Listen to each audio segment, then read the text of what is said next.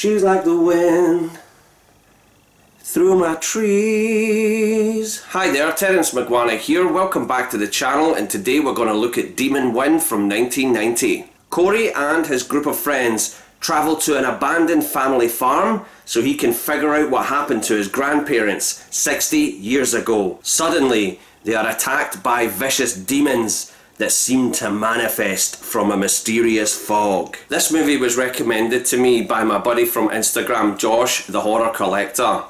A great man with a real affinity for the genre, in particularly the classic slasher films such as Scream and the Nightmare on Elm Street franchise. You need to follow this remarkable gentleman on Instagram, and Josh, I can't wait to have you as a guest on this channel again. I had never heard of this movie, Demon Wind, and knew nothing going in when I watched it, but in all honesty, this was a perfect trashy B-movie with some goofy practical effects. The premise is such an obvious Evil Dead ripoff, and I'm totally fine with that. Although it does lack the creative tour de force of Sam Raimi's lo-fi classic, it is a really funny splatterfest. You've seen all these types of characters before, and it strikes me that the film makers know that you're aware of these cliches and is having fun with them too.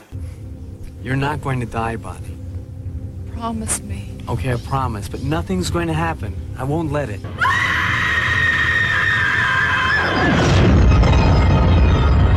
A memorable moment in this for me was when our heroes are hiding in the farmhouse and the so-called Demon Wind appears, and from out of the fog comes this blonde topless woman trying to entice them to come outside. Demon.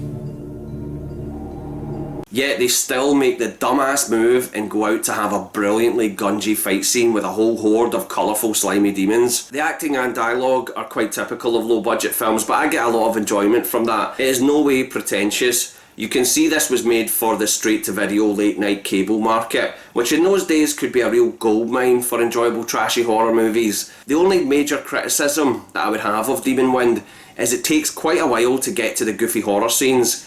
Even though we are treated to a bit of slimy effects in the opening, we don't get the good stuff until about 30 minutes in, but it is worth the wait, and the very wooden acting kept me entertained throughout the earlier scenes. But once this movie gets going, it was brilliant B-movie stuff indeed. I want to thank Josh once again for recommending Demon Wind to me. I had an ear-to-ear grin throughout, and if you have a love for horror schlock, as I do, then please give this one a go.